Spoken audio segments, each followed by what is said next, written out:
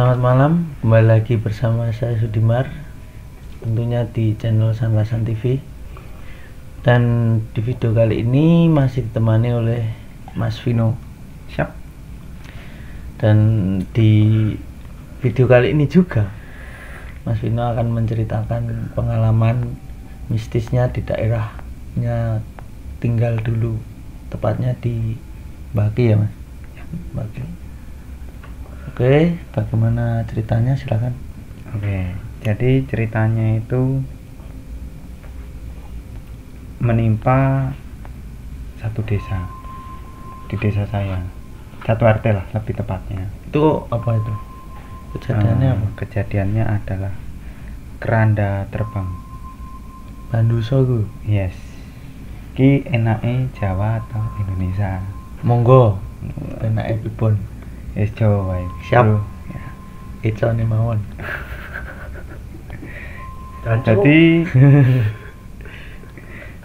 Jadi kejadian ini awal mulane ada salah satu orang. Pokoknya semasa hidupnya ini berbuatnya olah terus, maksudnya pemabuk, pemain, maksudnya judi, dia tuh terkenal seperti itu lah. Asli kuno, asli kuno juga. Nah, terus dia itu meninggal karena masyarakat di situ kan yo nggak suka dengan tingkah lakunya. Jadi saat dia meninggal itu karena nggak gas maksudnya sepi, pemakaman itu nggak kayak orang biasanya melayat rame, tapi tetap ada yang ngurusin. Setelah itu tetap ada yang ngurusi, tapi cuma kerabat sama tetangganya yang kiri kanan kiri kanan, pokoknya yang dekat-dekat. Dan upacara pemakaman itu juga berbeda, kan biasanya pakai kain berlafalkan Allah di kerandaan itu. Terus ada kembang-kembangnya juga lah, itu kan enggak, itu cuma disolatkan biasa, itu pun di rumah. Dan oke, tetap diantarkan ke makam juga, tapi kain penutup kerandaan itu cuma kain biasa, bukan maksudnya kan biasa ya kan yuk kain polos biasa. Kayak gitulah. Terus dimakamkan. Setelah dimakamkan selesai nih, selesai, nggak ada acara apapun Yohan, tahlilan, nggak ada, pokoknya didoakan dari rumah, entah keluarga mendoakan seperti apa, pokoknya di makamkan wes selesai. Soalnya kan tidak ada warga yang mau datang. Kerandane itu kan dikembalikan lagi di masjid. Nah, setelah beberapa hari kemudian kerandane itu tidak ada, menghilang. Warga kan yo pasti belum sadar nek keranda itu hilang, tapi ada salah satu warga kaget kerandane bisa sampai di rumah salah satu warga.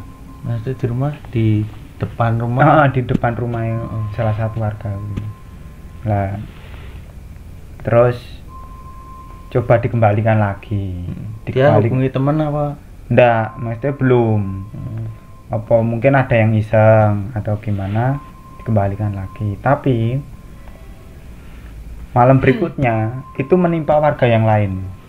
Berarti itu kejadiannya kerandane di depan rumah itu di malam hari apa paginya? Mereka sadarnya di pagi hari. Setelah beberapa hari ya, ada 3 hari 4 hari lah, pokoknya kejadian seperti itu terulang. Diadakan ronda malam.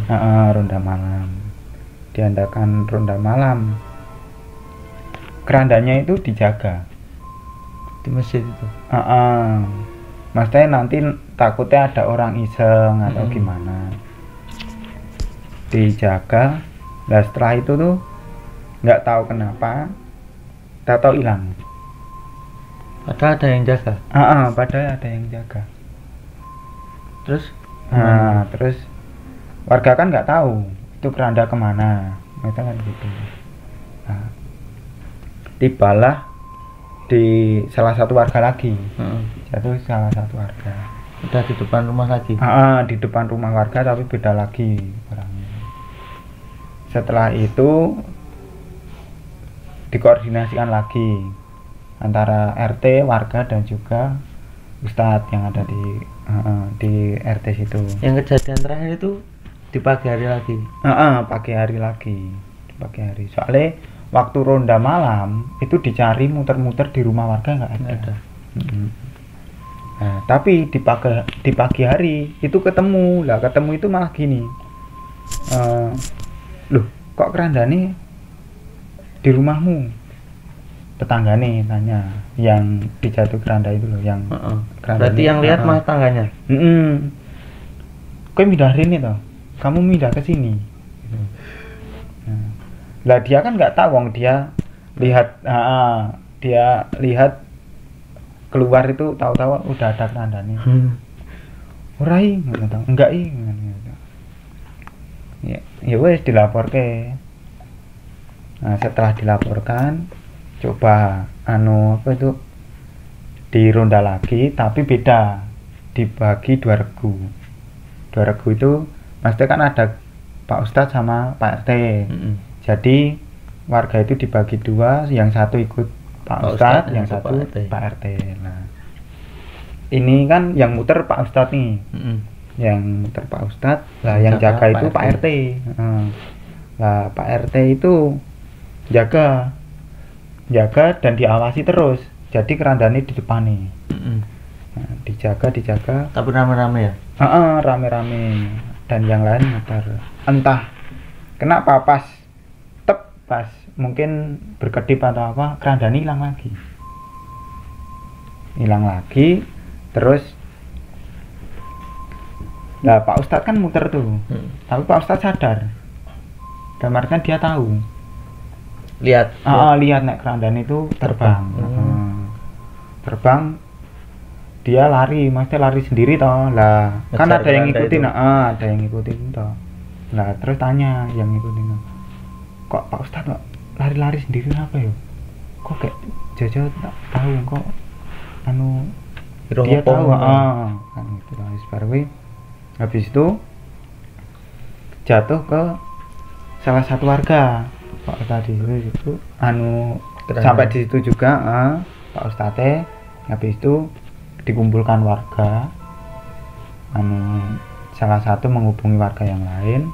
Nah, di rumah situ pula itu dirundingkan loh kerandanya akhirnya dikembalikan ke masjid, lalu didoakanlah, intinya didoakan supaya ini tidak mengganggu apa nek kalau ada roh yang masih tertinggal di situ biar kembali, biar tenang dan warga yang lain tidak terganggu. Fungsinya gitu. Nah, sudah didoakan, malamnya itu kejadian lagi kayak gitu. Tapi masih ronda itu. Masih tetap ronda, masih buat jaga-jaga. Malamnya kejadian lagi dan akhirnya itu jatuh di rumahku. Yang terakhir.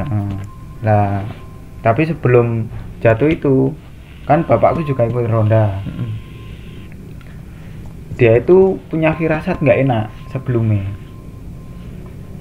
Terus dia bilang gini, bentar aku pulang dulu. Itu bapakmu itu? Aku mau ngecek rumah, perasaanku kok nggak enak, ada apa, mungkin ada mikirnya orang rumah ada apa, kurang apa. Itu jam berapa tuh? Kurang tahu nah itu. Maksudnya pagi apa? Malam. Masih malam? Maksudnya malam, itu kejadiannya malam. Nah terus habis itu pas bapak balik kan masuk rumah dia.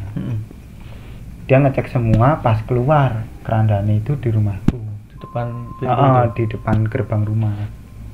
Nah, setelah itu semua dipanggil lagi, dikumpulkan lah, dikasih mediator.